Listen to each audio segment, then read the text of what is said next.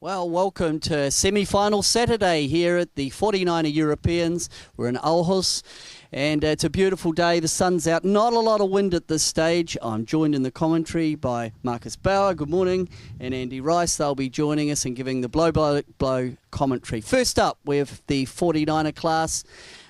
16 in the fleet today. The top 8 will go through to the finals, followed by the FX for women, and they have the same program. 16 racing today, top 8 go through to the finals.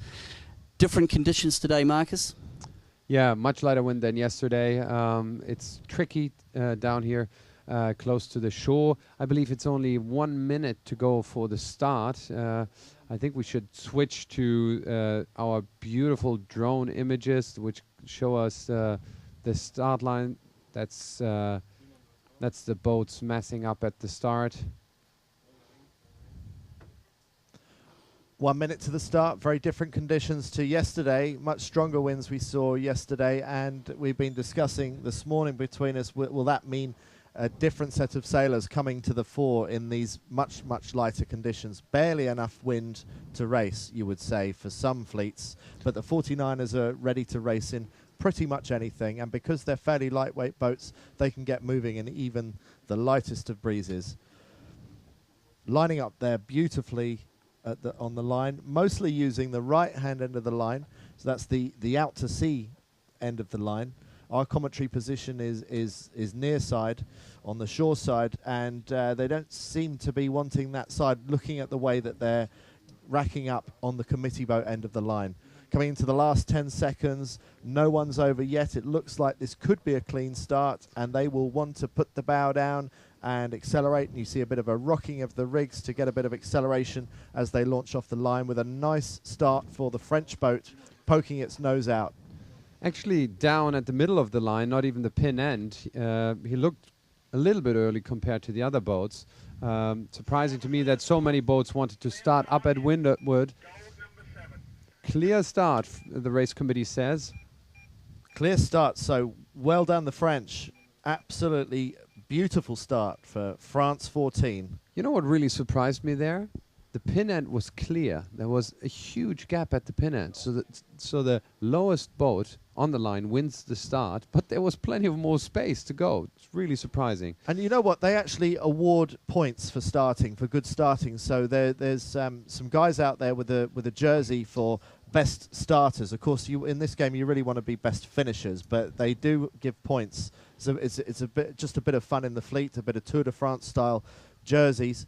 And anyway, at the moment, France, who we're looking at here, that's sailed by Mathieu Frey and Yann Rocherier.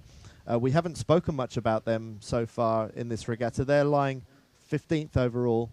Nice tack from the drone camera, and you can see that the start they had, how far they are ahead at that point in time. But you can see that there's more breeze out to the right side. There's an old ship coming into the course that shouldn't be there. Nice start by the French, and they're already sailing above the fleet. Much slower boat speeds today. We just saw a glimpse of Eric Heil on the far side, just left, drifting in and out of the picture, but Eric Heil looking very good out to sea on the right-hand side of the course. So he is probably doing best on his side of the course. Here we're looking at the Croatians, still sailing towards the shore, and you can see just how still they are in the boat, and the helmsman standing up. You can see his 2 feet there just behind the mast, and the crew you can barely see, but you can see him through the jib. I've got a replay available of the start and the start line. Let's have a look at that. Let's go to 3D graphics. And here's the start line. This was the starting boat, the pin end mark. That's the start line. So we're a couple of seconds after the start. And here we have the German boat, Eric Heil, who tacked immediately up at the windward mark. And let's go fast forward and see how it developed from there. You can see how far he's ahead just because he tacked immediately. And he's in an entirely different wind zone there. Let's go back to live. So he really pulled away with that start. He is tacked now. The boat on the left is still ahead. But it's impressive start now, by Eric Heil and Thomas Plössl. But it's very, very light wind. And Marcus, this is a bit unfortunate for the race management team. When we went into sequence, there was a nice little breeze. It looked pretty steady, but since the start, the wind has collapsed, and we can see that big shiny spot in the middle of the course. There's a little bit of pressure building on the shore side. That's to the right. But Andy, this one wouldn't surprise me to see this race abandoned. Yes, it's pretty optimistic to get it started in this, but David Campbell-James and his race committee have to get a lot in today. They have to pack a lot into this format. the coach boats are going inside the course, so I assume the race was postponed. Maybe we can get a heads up from the race committee to hear what they have planned. So that boat's still being nicely sailed. Sail number 8, that's the French, Julien Dortoli and Noé Delpech. So enough to get the helmsman partially on the trapeze. So it is sailable. It is just about sailable, but it's just so patchy and so shifty, and you can see the large glassy patches there. Really not enough to keep things going in any kind of consistent manner.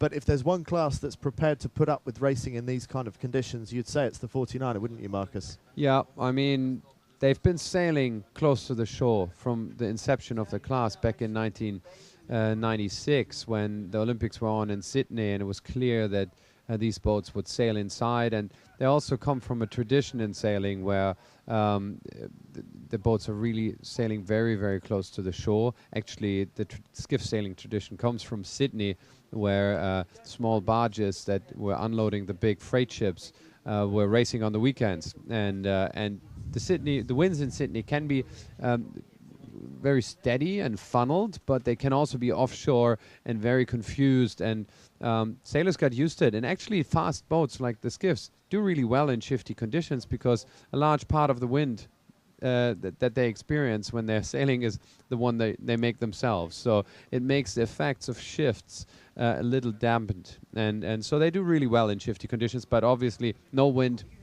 means no energy, means no sailing, and we've got an awfully light day today here. Just talking about this and talking about Sydney Harbour, it reminds me of the very first time we saw 49ers racing in the Olympic Games, and you were in that race, Marcus.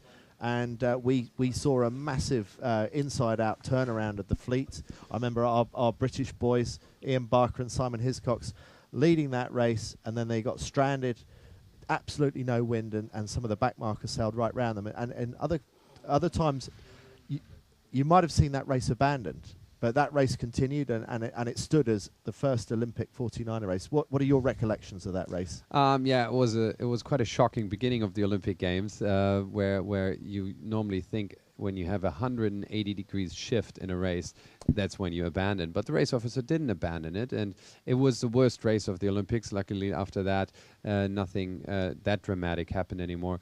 It was a bit over the top, and a race manager should provide or help to provide conditions which amount to a level playing field for all the sailors. And that was maybe a little bit too much, but what we found yesterday, we had confusing winds here close to the shore. The good guys still came out on top. Marcus, I'm just going to try something here a little bit tricky. I've got David Campbell-James online. He said we'll try and do it through the VHF, so we'll just go out on the water now. David, I hope you're getting me loud and clear. Can you just give us a brief explanation of why that race was abandoned?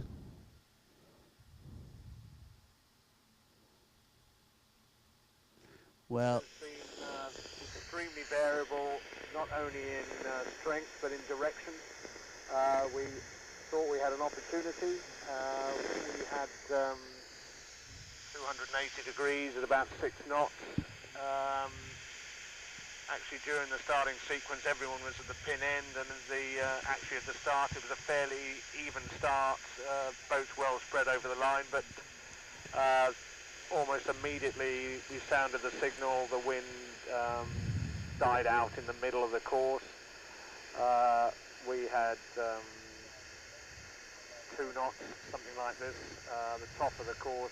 They had about 3 knots, and then it actually went inside out. They had a bit in the middle, and top and bottom had no wind, so we had no alternative but to abandon that start, and actually since then that forecast or the wind has been pretty awful. So we're really struggling here. We hope we're going to get racing. We're just considering whether we go out a bit further into the phase, see if we can get better wind. We're just talking to the other race officers on Bravo and Charlie at the moment. Well, that was David Campbell-James, who's the principal race officer. And Andy, that's pretty normal procedure, isn't it? If the race becomes unfair, it's great to be able to talk to him, and I hope it worked. I think it did, but their job is to run fair racing, and I think that one really was, it needed to be blown up. The wind collapsed immediately after the start. Yes, probably so. We were just discussing while you were out of the studio that we've seen some pretty wacky races with the 49er in the past, but maybe even for the 49er class, that was a tad too wacky. Yes, it certainly was. So, unfortunately, the first race of the 49er had to be abandoned. The wind, it's pretty light. It's actually quite warm as well. Now, I know later in the day, in fact, the wind could do a whole 180-degree change, and with the heat, a little bit of heating off the land, we might end up later in the day with a sea breeze. So, Marcus, that really makes it problematic for race management and, of course, for the sailors. Yeah, it is difficult conditions. We're hoping for a sea breeze. It's warming up, and maybe the gradient could even help the sea breeze. And yeah, I think we have to wait a little bit, but we've got a couple of things to talk about. Maybe we can go back to the start and look at the start once more. Let's go to the 3D graphics and have a look at that starting line once more. That was the situation just very briefly before the start, and I've highlighted Peter Burling and where he elected to start. He was in the middle of the line, so that being the starting line right here. He started in the middle of the line and really far back. I hear that we can even get a replay of the start from our drone. Let's have a look at that. He was in the middle of the line, not looking that flash. That was a pretty terrible start for him. Here we are. There are a few for just such a small fleet of 16 boats. I was quite surprised how many bad starters there were amongst such a small fleet. Yeah, and what surprised me most was that the leeward gap was so big, because that would have been my favorite side to start on for two reasons. First of all, the pin end gives you less bad air, but there was plenty of acceleration space. You want to get going in these conditions. It doesn't really matter where you start. But if most important is that you've got pace as soon as the start is on. But doesn't it make you think that the whole fleet was seeing more wind to the right-hand side? That would surely be what they were thinking about. So and we can look once more at what the German boat did. Let's select them and let's play that start. And they started at the starting vessel. They started a little bit late, but they were the first boat to tack. Let me accelerate that a little bit. And they immediately pull out massively compared to the rest of the fleet, which got totally stuck. And that's interesting, because what you find very often in these conditions, as the wind blows onto the fleet, there's a big congested zone in front of it with light winds. That's the light wind zone, and that's where these boats tacked inside. And Eric Heil, he slipped out of that zone and went this way, and that's part of the reason why he could manage to pull away so quickly after that start. And same is true for the French boat leeward, on the leeward side of the line. Let's look at Dylan Fletcher, who's he's a second place boat at the moment. Where did he start? He also decided for the middle of the line. I'm surprised. Peter Burling and Dylan Fletcher decide to start in the middle of the line in these kinds of conditions. That's the last place where I would like to be, because of the congestion of the wind and because of the lack of freedom where you want to go. Yes. Well, it looked like there's two different philosophies, didn't there? You know, to start at the edges and look for clear air, or, you know, try and be safe. Interesting, Andy. I was talking to Burling this morning. You spoke to Fletcher. Different philosophies in terms of their outlook on the day. For me, I spoke to Burling. His philosophy was very much survive the day, double point scoring tomorrow. I want to be in the finals, double point scoring. There's a lot of points up for grab. But Fletcher was quite different, wasn't he? Yeah, Fletcher was, he saw more opportunity, I think. It just sounded like Peter Burling, from what you were saying, was sounding a little bit more defensive about his look at today. Maybe he's not feeling that confident in these conditions. They're one of the heavier teams. I don't think they feel that comfortable in some of the lighter winds that we have. And so I think that's partly why we were getting that difference in reaction. We're just going to, well, lucky enough, we're going to try something else. We're going to pop out on the water, and Ben Ramoka has an interview just set up. Let's go out to Ben. We're here with Principal Race Officer David Campbell-James. David, challenging conditions. Tell us what you're thinking. Well, we've just had an attempt at the start. We started, even in the sequence, it was pretty variable. At one stage we had everyone at the port end, and in the end it was a pretty fair line with a good spread on the line.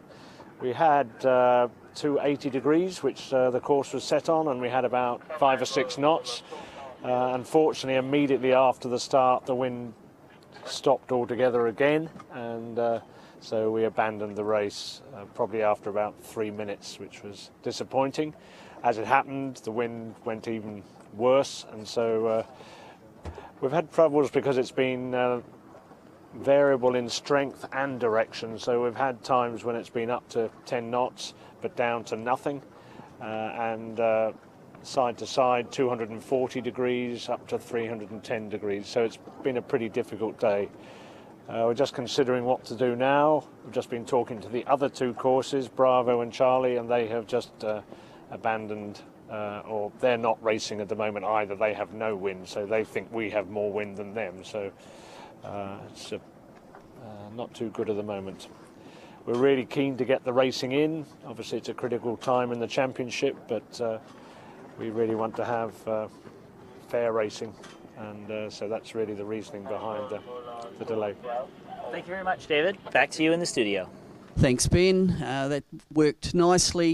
Given we've got a bit of time, I think we'll get Ben to pop around some of the sailors. But interesting, the race management. They're quite disciplined, aren't they, in terms of right and wrong, what's right. I get the feeling here that we could be in for a bit of a delay, waiting for the sea breeze to come in. This looks very unstable to me. Yeah, and we've heard David Campbell-James talk about that there's the possibility of the thermal breeze battling the gradient breeze that we had, although I think, Marcus, you said maybe that they might build on each other, but anyway, it's wind, isn't it? You can never quite tell. Yeah, well, that's part of the game. There's 2 things I have to say about that. One is that we're happy with our race officers. They're amazing. The class decided that they should have their own race officers to have consistency in the work they do, and that's working really nicely. And the other thing is, it will always be part of our sport that we're waiting for the racing. That can happen because there's too much or too little wind. You can have the same in other sports which are weather dependent. Skiing, for example, is. And we'll have to deal with that. The internet is beautiful for that, because you can be on when you want. On television, you have to have a slot, but that's not like that anymore. With the web, we can be on when the racing is on. We just need a good notification system to tell people, racing is postponed for an hour. Maybe send them a message. We don't have that yet. We're working on it. So I think that solved that problem. And I think to have good race management that secures good conditions, and then getting on when it's on, is perfect. So it's really a change from what we saw in the past with television. The web opens up new opportunities for the sport to be on the spot.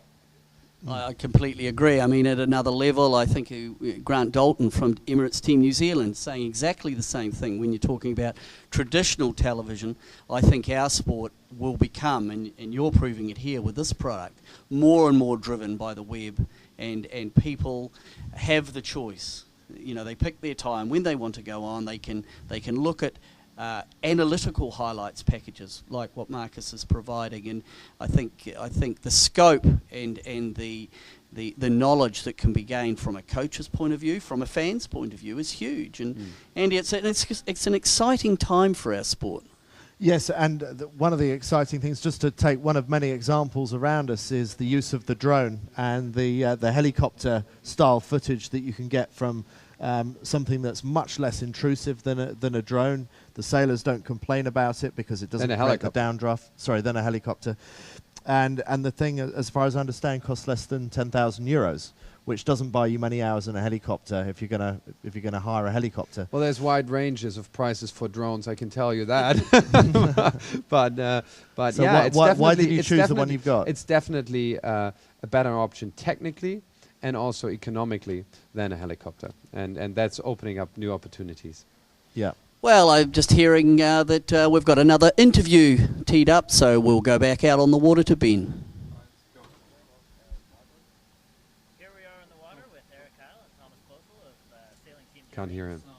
Eric and Tommy, you're in third place right now, and it's a tricky condition. What's going on in your head?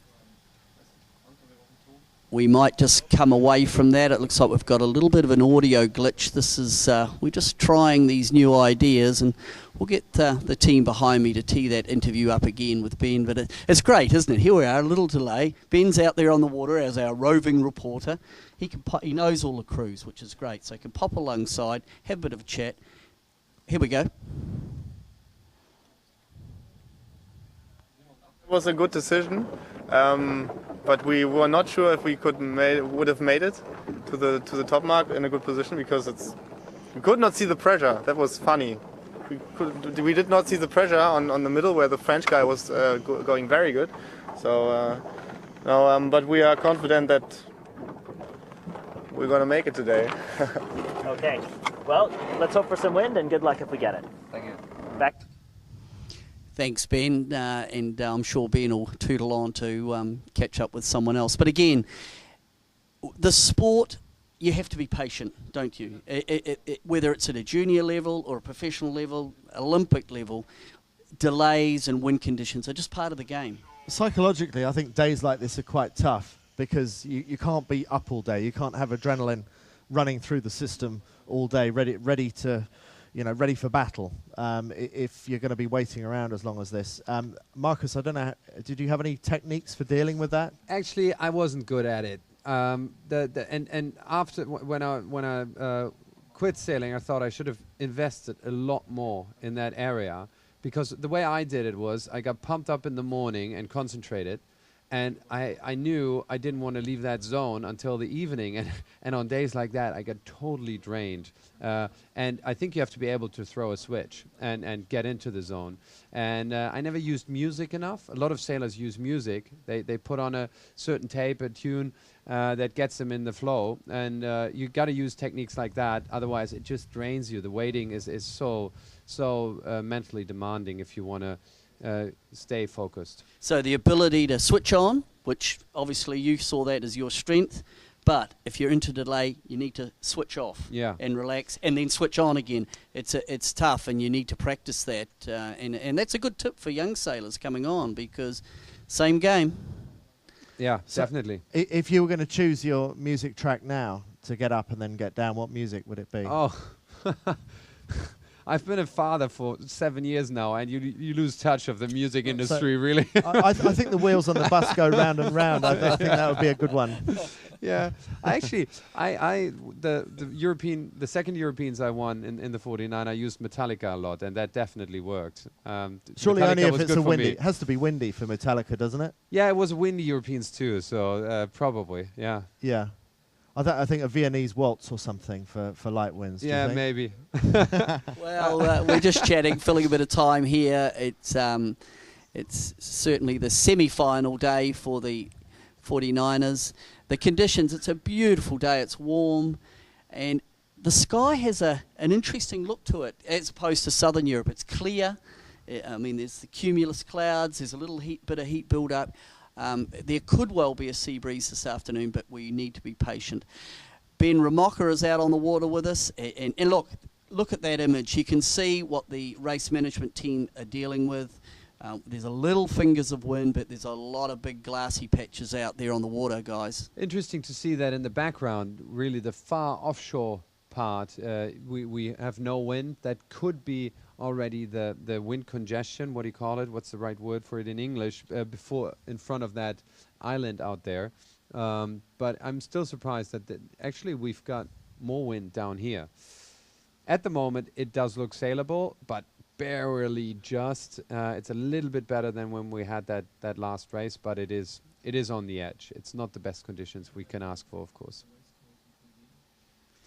We'll just take the opportunity now, Marcus, probably using your technology, your magic over there. Let's just have a look at the race course. Yep. Let's have a bit of a look how close it is to that breakwater. So that's the start, and we go up to a gate. That's a new innovation. I'll talk about that in a second. Then we go down to a gate, back up again to the windward gate, and down to the finish. That was a 3-lap course, I believe. We can talk about that windward gate for a second. We saw some very interesting tactics going on at the windward gate yesterday. There was quite a big gap between the two marks. We would have expected to see the two marks closer together, but it was almost two separate courses at the top.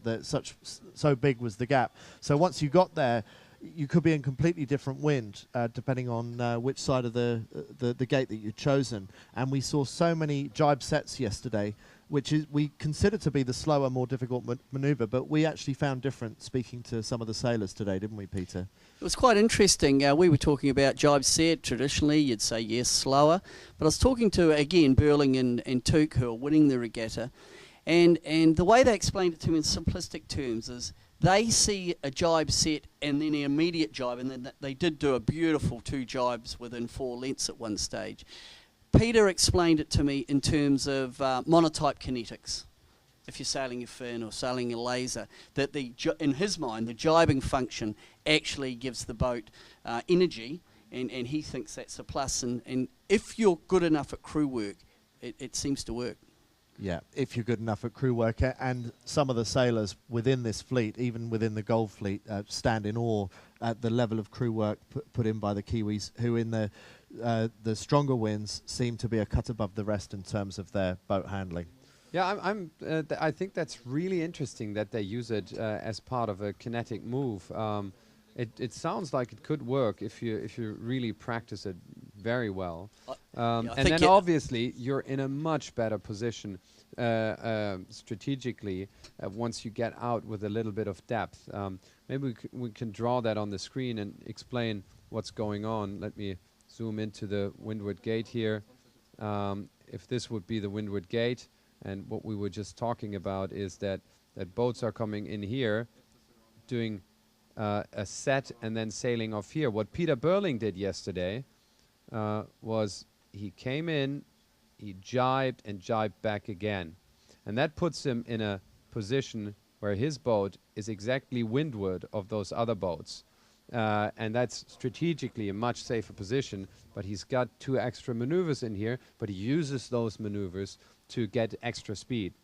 Really smart if you manage to do it, but they seem to have worked on their handling a lot more than some of the other teams. I heard the other day that they had a spinnaker hoisting competition, and actually Peter Burling won it against all the crews. So he must know what it's like. Including his own crew. Yes. But he's a big unit. Including his own crew. But Burling's big. He certainly, I mean, I look at you, Marcus, you're not a big guy, but Burling it looks like a laser sailor, really. Yeah.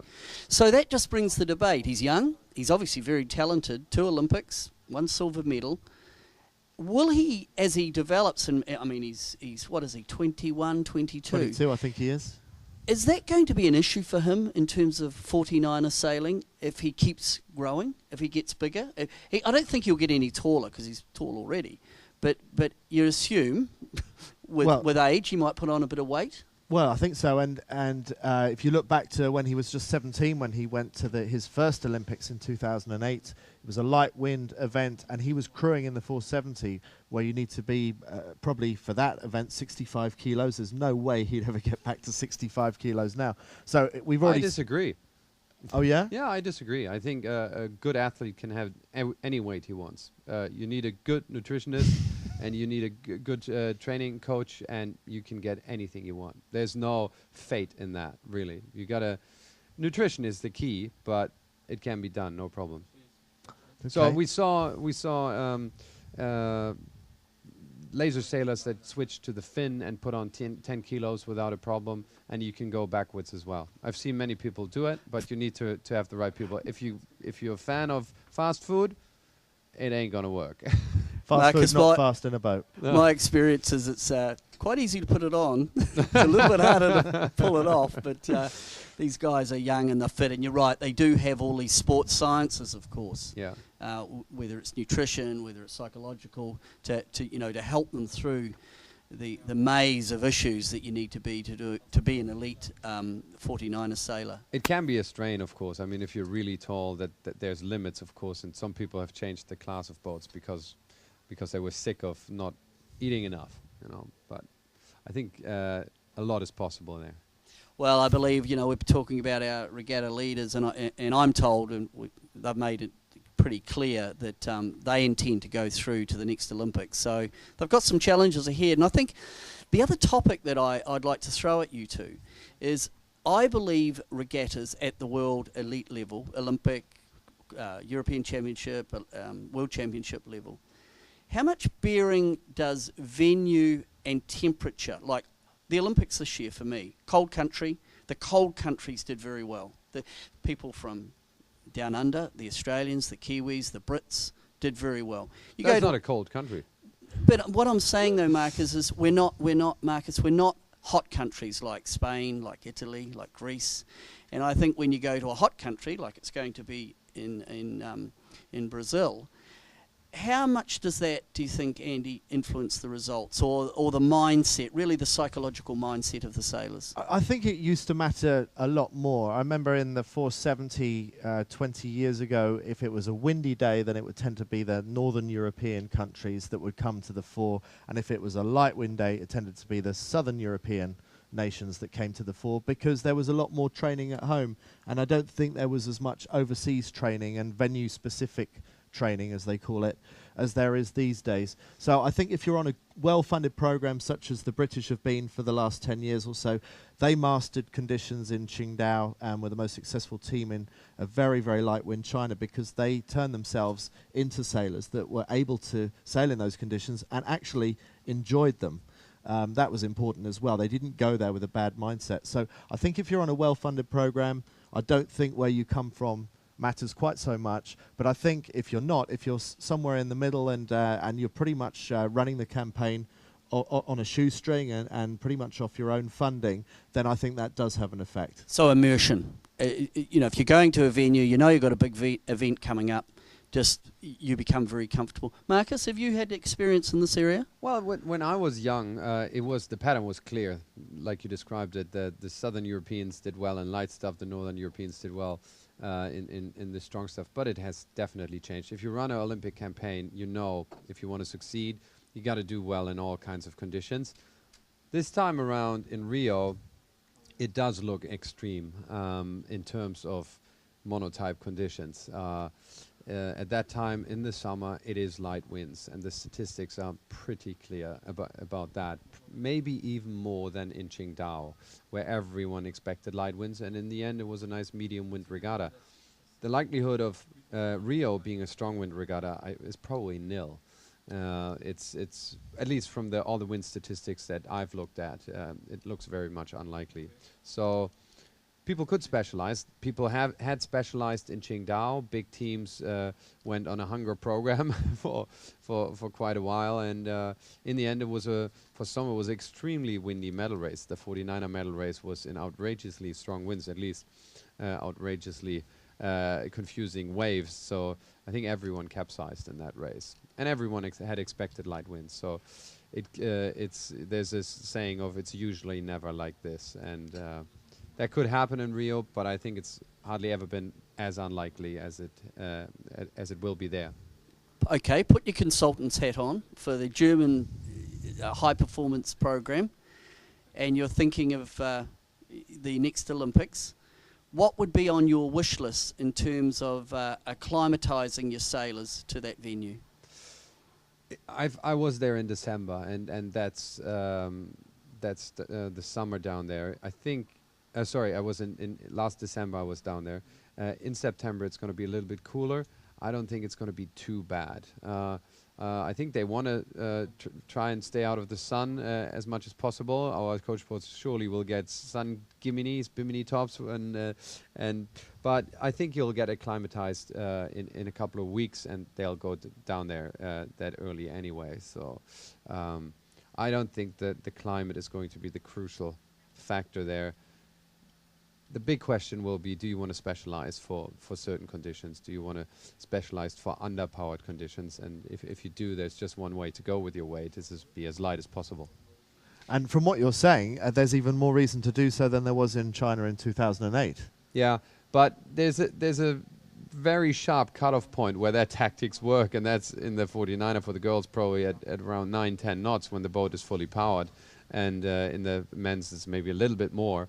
As soon as you reach that point, you have a big disadvantage if you're too light. So it's a tough call to make, and it will require more looking at the wind statistics. But I think it's very unlikely that we'll get 15 knots plus in Rio. I'll just change the topic on you. Now, this one will be contentious. Lifestyle, this lifestyle that these sailors have. What are your thoughts on when someone is leading a lifestyle, or when they are absolutely committed to trying to win a world championship and a medal? I know it's an issue where I come from. I'd like to hear your points. You often see it with some of the older sailors who've done really well. They're coming off the top. They like the lifestyle. They like the funding. But maybe it's time to let the young ones come on. Your thoughts? I think when you look at the really successful sailors in the world, Ben Ainslie and Robert Scheidt and Russell Coutts, it's not a lifestyle question for them. It's really they're totally committed to the sport, maybe even to the point where their life is absolutely one-dimensional, revolving around that, and that's why they're better. They're just focusing so much on that, and if you want to beat that with a lifestyle decision, you're not going to. So I think the key is to really be committed to either the process or to winning. In my case, it was always more the process that I loved. I heard that Ian Percy say that he loves the process of sailing. But there's other sailors who absolutely want to win. Jochen Schumann is one. He just loves winning. He doesn't appear like that when you talk to him, but he's not over ambitious, if you like, but he just likes to win. And yeah, you got to have that attitude, otherwise you're not going to make it. All great traits. I mean, Jochen Schumann, what a legend, and off the track, just one of the lovely guys in our wonderful sport. Andy, your thoughts? I mean, you and I have had some interesting conversations on this one. I'll be interested to hear what you say publicly. Well, I think what you're talking about are people who are just going along for the ride, who you feel maybe aren't fully committed to the process of winning in the way that Marcus was just talking about. I think it depends on where your funding is coming from. If you're a self-funded campaign and your sponsor is happy with what you're doing and you're enjoying the lifestyle of being an Olympic sailor, then I think that's okay. I think you can cruise around in the middle of the fleet. You know, that's fine. But if you're on national funding where you're keeping money away from more committed athletes, but you're still better than them, but you're riding on your experience, I think that's a little bit naughty. I think you need to take a look at yourself and ask the reasons that you're doing it for, and if you're not still 100% committed to the process, maybe you should start writing your CV and looking at the next stage in your life, whether that's going professional sailing in the big boats or getting into a completely different career like Marcus has done, for example. You've taken your sailing experience and you haven't wasted it. You're using it very strongly in what we're doing now. But yeah, I think you're right. There's probably a few so-called lifestylers out there that maybe don't see an alternative life to what they're doing, but maybe that's not the right reasons to be carrying on. Yes, I think it's an interesting topic and a good one to air publicly. We're hoping, just with a little bit of fill and a bit of discussion, a bit of panel discussion, that we'd get underway with racing. Unfortunately, we are still in delay. I'm not hearing any change from out on the water, so I think we'll just take a bit of a break. We'll have a bit of a commercial break and a bit of a break. There'll be... We'll come back to you as soon as we have any information from the water. Hopefully we'll get racing underway shortly. We'll be back with you soon.